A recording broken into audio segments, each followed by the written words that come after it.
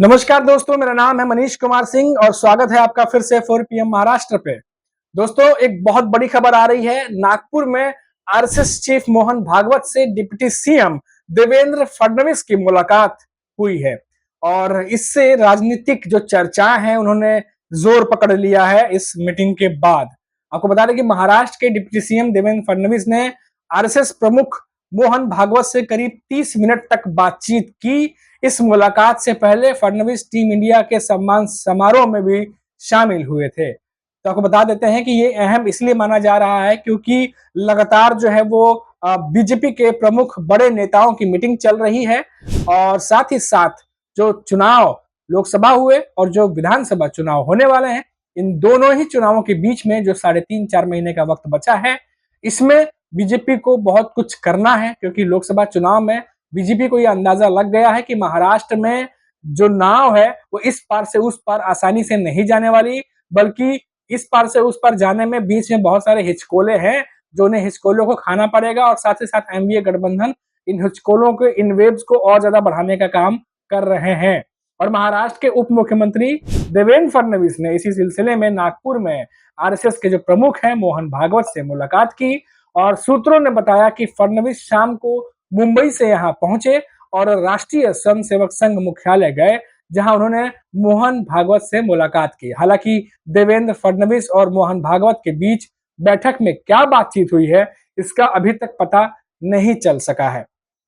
लेकिन राज्य की राजनीति में जो चर्चाएं हैं वो जोर पकड़ चुकी हैं। डिप्टी सीएम देवेंद्र फडणवीस और मोहन भागवत की मुलाकात के बाद राजनीतिक चर्चाओं ने जोर पकड़ लिया है। दोनों के बीच करीब 30 मिनट तक बातचीत हुई है और बता दें कि हाल ही में संपन्न हुए लोकसभा चुनाव में बीजेपी का प्रदर्शन अच्छा नहीं रहा। चुनावी नतीजों के बाद देवेंद्र फडणवीस के इस्तीफा देने की तैयारी दिखाई दे रही थी, लेकिन बीते 6 जून को वे अपना इस्तीफा सौंपने के लिए जाने वाले थे, लेकिन उससे पहले ही संघ के सह जो कार्यवाहक है अतुल लिमे देवेंद्र फडणवीस से मिलने उनके नागपुर आवास पहुंचे थे और दोनों में लगभग 2 घंटे तक चर्चा हुई,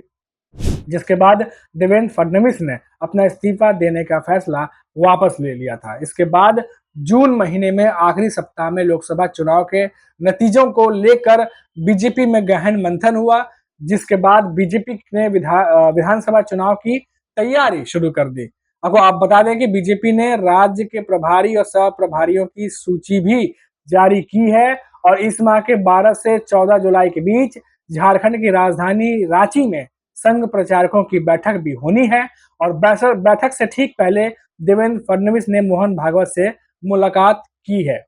हम आपको बता दें कि जो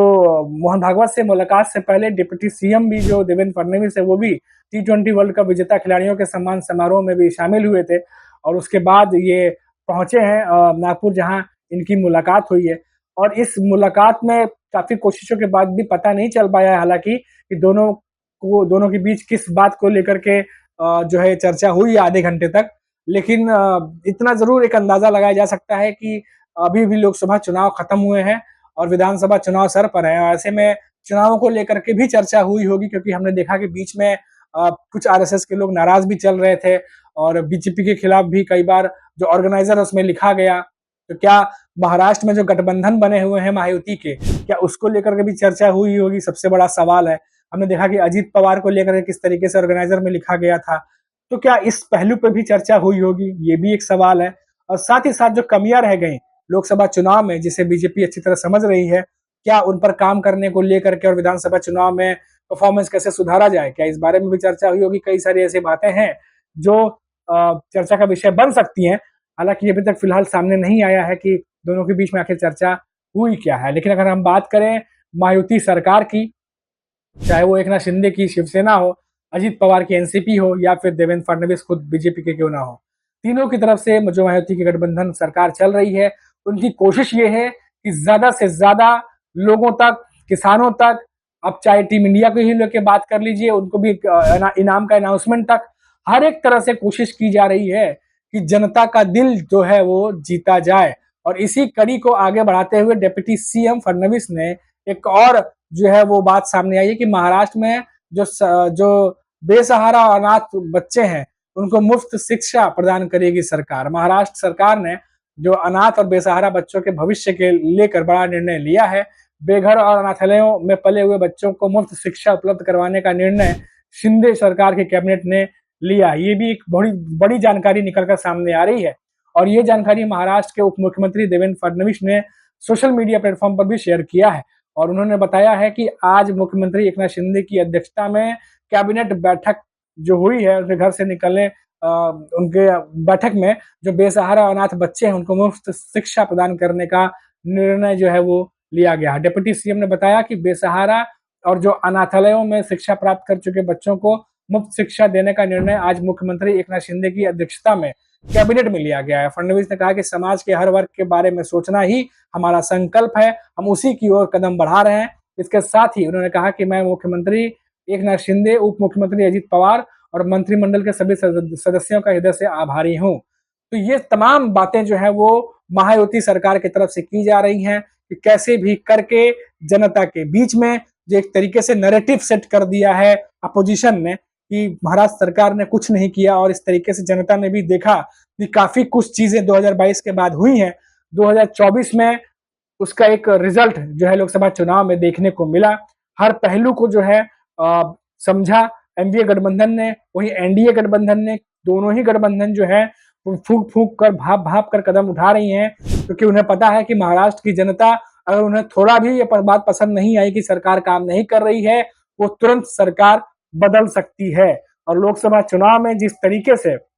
2014 हुआ, 2019 हुआ, मोदी लहर और मोदी के चेहरे पर महायुति ने जो है, बीजेपी ने जो है वो एक तरीके से कहे लोकसभा चुनाव लड़ा था, वही फॉर्मूला 2024 में भी अपनाया। मोदी की, बल्कि प्रधानमंत्री नरेंद्र मोदी की ज्यादा रैलियां हुई और ज्यादा तरीके से, अग्रेसिव तरीके से चुनाव प्रचार हुआ, लेकिन सब का सब धरा का धरा रह गया महाराष्ट्र में और कोई भी जो है बड़ा नेता ज्यादा सीटें निकाल करके लाने में सक्षम नहीं दिखा और 28 सीटों पर लड़ने वाली बीजेपी 9 सीटें ही सिर्फ जीत पाई। वहीं बात करें सहयोगियों की, तो सहयोगी भी कुछ ज्यादा परफॉर्म नहीं कर पाई। यानी मोदी लहर का जो फैक्टर जो 2014-2019 से चल रहा था वो पूरी तरीके से फेल हो गया महाराष्ट्र में। इसीलिए अब दूसरा जो कह सकते हैं फॉर्मूला और रणनीति अपनाने की बात बीजेपी की तरफ से कही जा रही है और ऐसा ही कुछ जो है वो बैठकों में चलता हुआ भी दिखाई दे रहा है। और एक तरफ तो महायुति सरकार है जो नए नए अनाउंसमेंट कर रही है, नए नए